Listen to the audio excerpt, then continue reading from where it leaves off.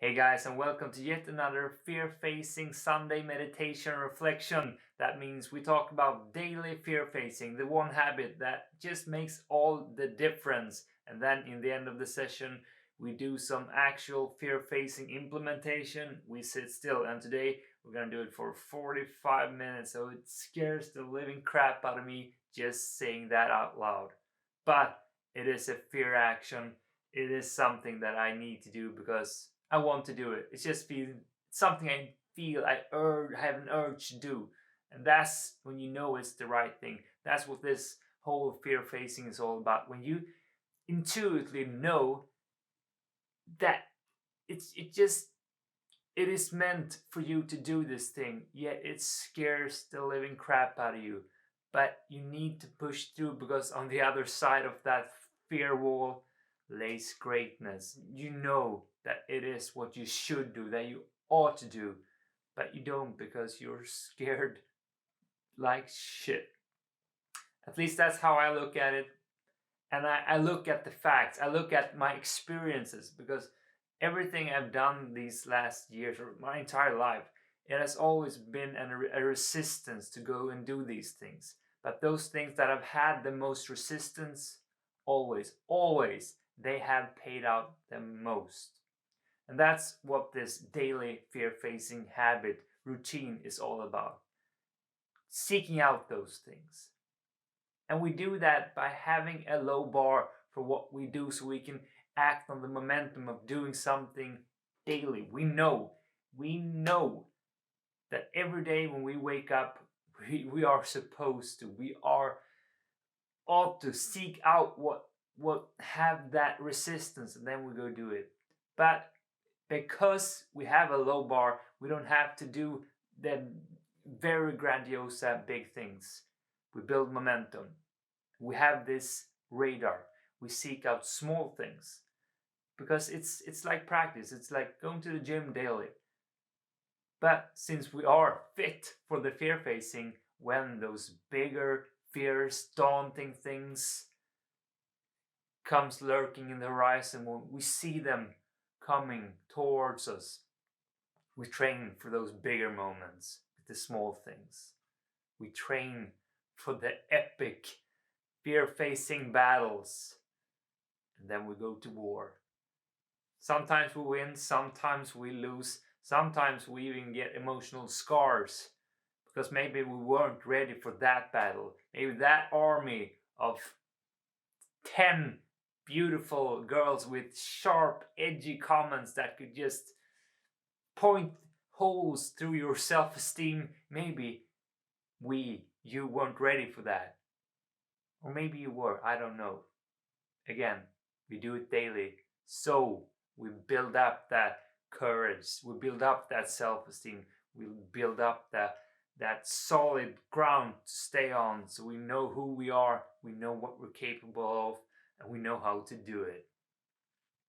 How has that played out for me this last week since we last spoke? Well, I've seeked out some daily fear facing, as I've said. For instance, as you know, I got a girlfriend. I met the girl this last summer. We have really connected, and it has been good. But it has also not been so good because we have a long distance relationship. That means we live 500 kilometers apart. Besides from that, we also have the whole thing with handling my burnout. I'm still going through rehab burnout, and it means that I don't have the energy that I want to have. It's frustrating. It's many things. In practicality, it just means that I'm not at my maximum capacity. Either way, some issues had built up, and I started to question the whole thing. It can be a tough conversation to have. So for the last weeks, it had just built and built, and I haven't dared to express my hesitation, which has just tainted the whole relationship even more. Either way, I know I had to bring it up, but I kept avoiding it until I didn't because it just ding ding ding too much on my awareness radar. Alex, you need to have this conversation. Fear today, go do it. Go fucking do it. So I did, and we had a rough couple of days. We still aren't clear on the whole thing, but it feels so much better. Just bringing that up made us be able to start handling the issues, start dissecting what is actually the problem, and that in turn actually released the old emotions I used to have, and it's reignited and it feels really good right now. We'll see where it goes. But again, the fear radar kept going off, and I know it was something I need to attack. Perhaps if I hadn't had this habit, I would have let it gone even further, perhaps beyond saving. Speaking of burnout, and when we go through these, well, tougher periods, maybe it's not the time to face your fear, Alex. I had a lot of people tell me, and yes, that's true. You shouldn't push yourself when you're in a recovering phase. But I also didn't face any fears for like a year, and that in itself just deteriorated. It broke me down. It made me lose my passion, lose my sense of why do I live? What's the purpose of it all if I'm not gonna grow, if I'm not gonna develop, if I'm not gonna advance forward in life? It's so crucial that we do what is true to us, that we do the things we need to do. But of course we need to adapt. Your race, your pace. You can't do it all. And that's to be truthful, that's the toughest part of my life right now. I have so much things I want to do, but I know I have to pace myself. I need to let it take the time it has to take. But not doing anything, that will destroy you as a human being. Again, that is why this habit of just doing small things every day is so powerful, because then you keep building on that momentum, and I keep repeating the same thing, but this is so important. Do the small things and have a backlog. If you know there's a lot of things you want to do, you need to do, that scares the crap out of you, write those things down on a list.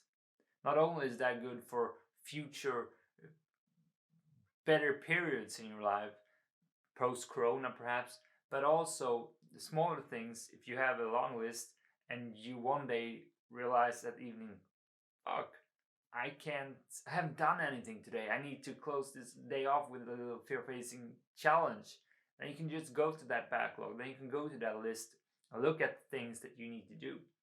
For instance, I have 3 persons right now that I need to reach out to because I want to book a meeting. I want to meet these people again. I can just go to that list if it would be so that tonight, oh, I forgot to do something. And then I know I have to do something. I can text this person and ask, hey, 2, 3, 4 weeks ahead, I don't know what, just put the question out there. Would you like to meet up and have a fika someday? Check on the daily fear-facing habit. You see how easy it is? That being said, let's do this shit that scares me the most. Right now at least. 45 minutes of, I don't want to say it, 45 minutes of meditation coming up. And it's all about practicing letting go of those thoughts. Just letting your mind take you to the place it will take you, but not trying to stay too long in that place. I had a comment from this guy, I don't remember his name right now, but he told me that his way of meditating was like sitting in a cinema, just watching the thoughts on a screen, but then letting them go, watching them, observing them, but then trying to let them go. I don't know if I'm crushing what he said right now. I'll just put the comment down below. But I'm gonna try that method today. Let's just do the meditation. 45 minutes coming up. Let's put on some music and let's get comfy. It's actually a bit chilly today, so I'm gonna take on my Yakuza meditation coat, Superman style.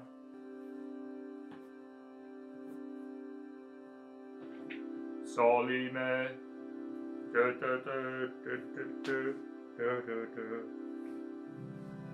Let's do this.